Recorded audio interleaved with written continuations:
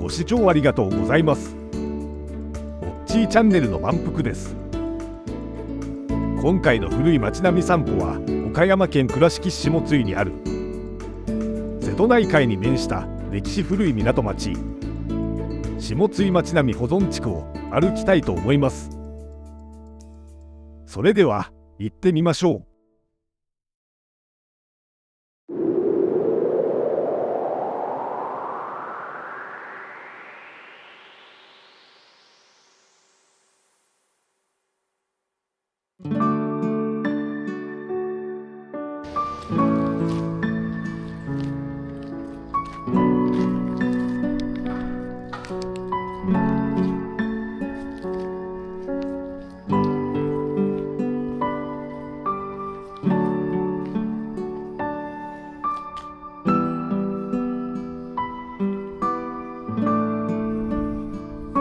下津井地区は天然の良港に恵まれ、江戸時代から明治にかけて北前船の寄港地塩町の港として栄えた歴史ある港町です。下津井港沖は瀬戸内海中央部に近く、東西の潮流の変わり目です。そのため漁業としてだけでなく、船が潮の流れが変わるのを待つ塩町の港としても最適な場所だったのです。また風が吹くのを待つ風町の港でもありました。こうして北前船が塩町風町のために停泊するようになると、下津井には多くの海鮮問屋が集まり、北前船を相手に活発な取引を始めるようになりました。そして漁港や塩町風町の港に加え、商港としても栄えていきます。下津井港で取引された主要なものはニシンカス、干しかと麺、塩などでした。下津井から北前船に麺や塩を売り、北前船からはニシンカス、干しかを買いました。後に下津井は漁港、塩町港、風町港、商港に加え、旅客港としての役割も担います。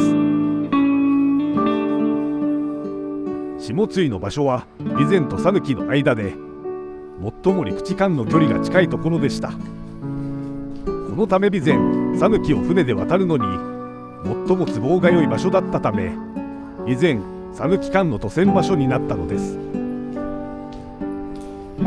江戸時代後半には小島の湯賀産の湯賀大権現と讃岐の金毘羅大権現の両参りが盛んになり、下津井には両参りをする旅人が多く集まったことから、港町には宿も多くありました。このようにして下津井は東西南北の海上交通の結節点となりました。こ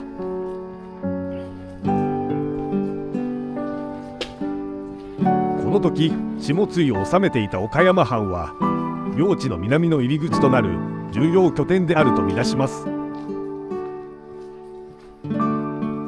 江戸時代の初めには備前藩の海の守りとして背後の山に下津井城が築かれました。しかしこの城は一国一城令で廃城となりました。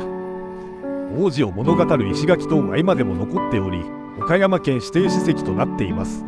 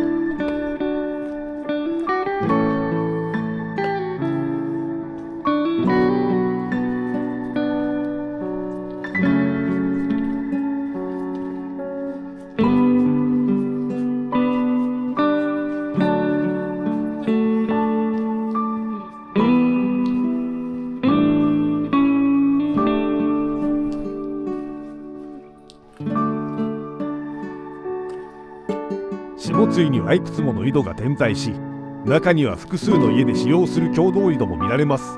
釈井戸、寺井戸、鶴井戸、亀井戸がそれです。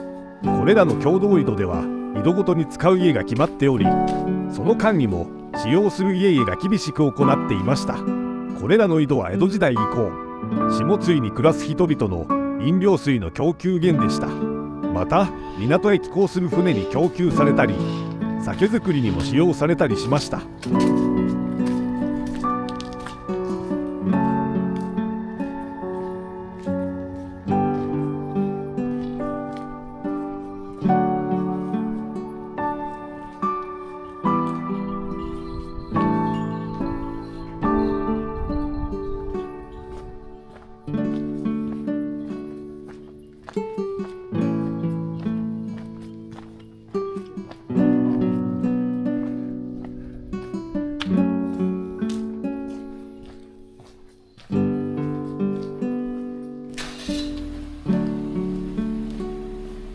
下津井が本格的な港町として栄えたのは江戸時代中期以降からで、内海航路の船や北前船などで大いににぎわいました。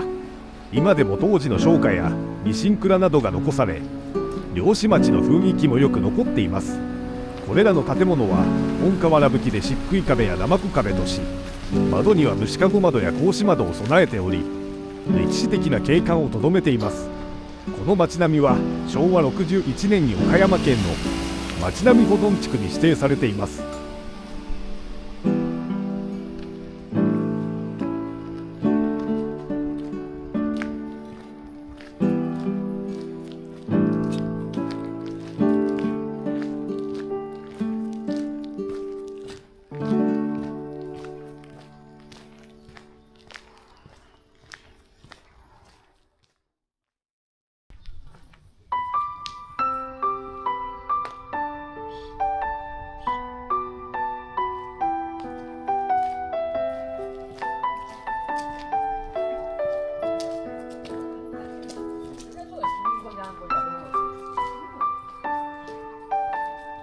昔下津井海鮮問屋は江戸時代から明治時代にかけて北前船の寄港地として栄えた下津井港の繁栄を今に伝える貴重な歴史的施設です。1793年に建てられたと伝わる当時の海鮮問屋の建物を復元保存しており、館内では北前船の船乗りが使った道具や当時の生活を伝える資料を展示しています。母屋の1階は帳場、座敷、茶の間、台所などそれぞれに当時の佇まいを再現されており、明治中期から昭和初期にかけての海鮮問屋の生活を想像できます。インフォメーション館では下津井の昔から今日までの生活と風景をパネル、縦板子、映像などで紹介されています。また和州山、瀬戸大橋など県内有数の観光地であるこの地域の見どころを紹介しています。2階には昔の暮らしをペーパークラフトで作成し再現しています。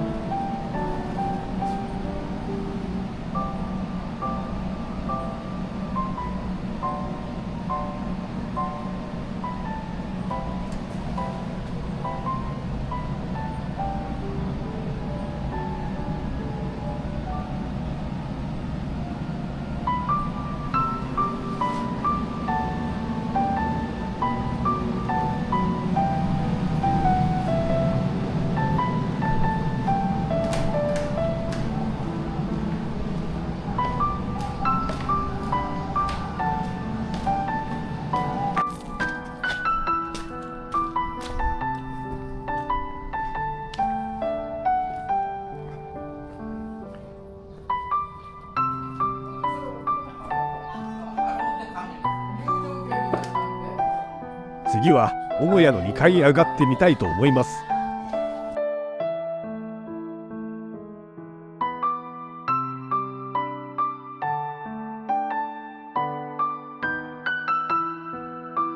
2階には江戸から明治にかけての生活用品や北前船関連の品々が展示されています。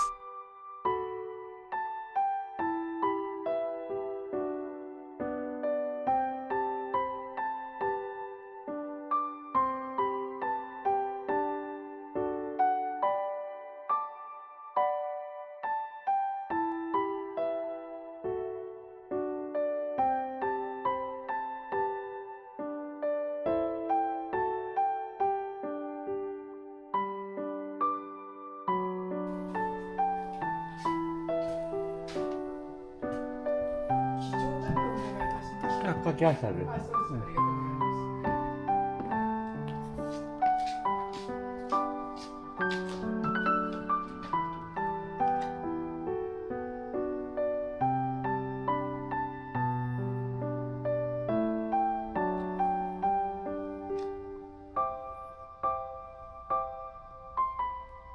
敷地も広く、展示物の数も多くて見応えのある施設でした。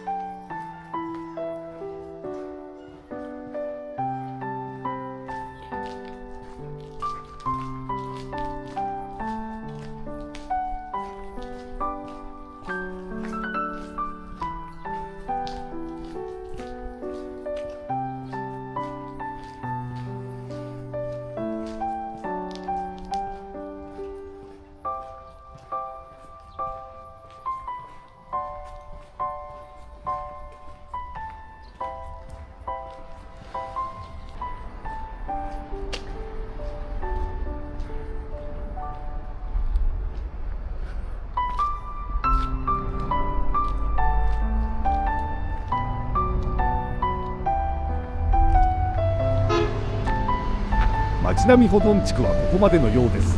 いかがでしたか？今回は下津井の町並み保存地区を歩きました。この動画が良いなと思ったらいいねお願いします。このチャンネルが良いなと思ったら登録お願いします。